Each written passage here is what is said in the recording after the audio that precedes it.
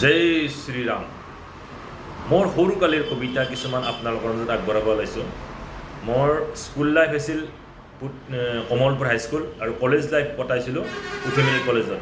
এই school life আৰু college লাইফৰ ভিতৰত মই প্ৰায় 200ৰ ওপৰত কবিতা ৰচনা কৰিছিলোঁ, কবিতা লিখিছিলোঁ। এই কবিতাবিলাক মেগাজিন, নিউজ পেপাৰ প্লাছ প্ৰাচীন পত্ৰিকাবিলাকত মোৰ প্ৰকাশ পাইছিল।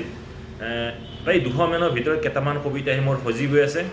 এই কবিতাটো পিছত কৈ আছোঁ, কবিতাটো শুনক আগতে।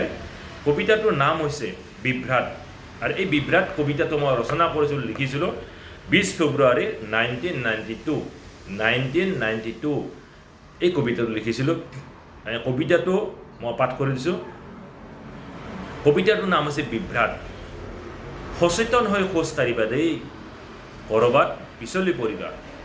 তুমি আগতকৈ ঘনাই অহা কৰিছা, কিন্তু জানা ভয়মৰ পদূলি খুব পিছল। খোজ কাঢ়োতে সাৱধানে যাবা, খুপি খুপি আহিবা দেই। কেনেবাকৈ পিছলিব লাগিলে দখালতেই পৰিবা, চাবা আকৌ। পাৰলৈ আনিব নোৱাৰিম, কিন্তু পাহাৰতকৈ ভৈয়ামৰ মাটি খহটা নহয় দেই। ভৈয়ামৰ বহুত ধুনীয়া ধুনীয়া ফুল আছে, তোমাক দেখিছোঁ। ভৈয়ামৰ সৌন্দৰ্যই মন বলিয়া কৰিছে, নহয়নে? লাজ কৰিছা, আগতকৈ তোমাক ধুনীয়া লগা হৈছে।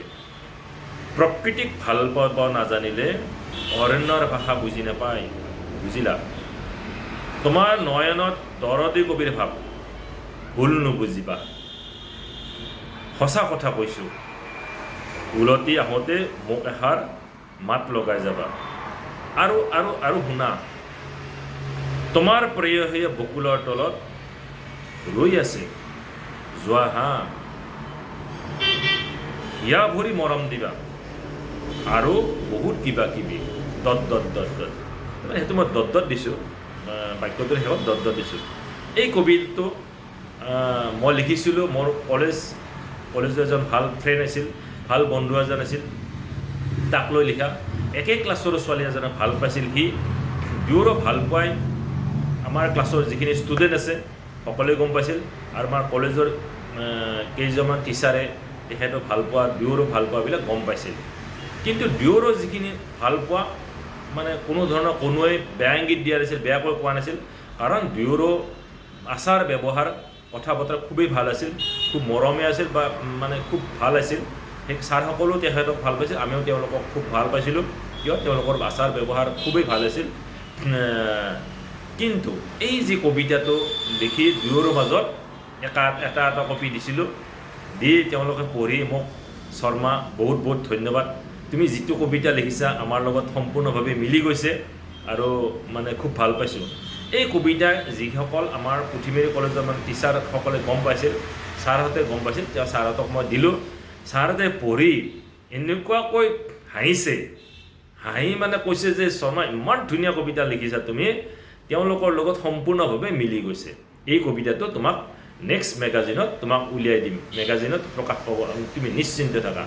নেক্সট ইয়াৰত এই কবিতাটো, তেতিয়া মই হাই ছেকেণ্ডেৰী ফাৰ্ষ্ট ইয়েৰত লিখিছিলোঁ কবিতাটো, মানে তেতিয়া মেগাজিন ওলাই গৈছিল, যে নেক্সট ইয়াৰত মানে মেগাজিনত এই কবিতাটো প্ৰকাশ পাইছিল।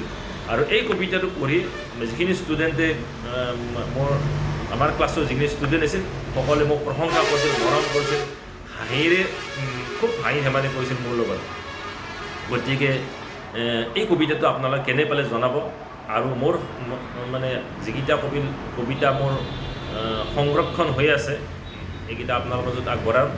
আজি 92ৰ পৰা আজি 2025 চনত এই কবিতাটো আপোনালোকৰ মাজত আগবঢ়াই দিলোঁ। আচলতে মোৰ কিতাপৰ মাজত সোমাই আছিল, মই পাহৰি গৈছিলোঁ। গতিকে এই কবিতাটো কেনে পালে জনাব। আৰু ধুনীয়া ধুনীয়া কবিতা কেইটামান আছে আপোনালোকক আগবঢ়াম। উপন্যাস যিখন 4খন লিখিছিলোঁ, মানে ক'ত গৈছে মই বিচাৰি নাপালোঁ, হেৰাই গ'ল, কাৰণ বহু বছৰ আগৰ কথা। গতিকে কবিতাটো কেনেকৈ জ্বলাব। বহুত বহুত ধন্যবাদ।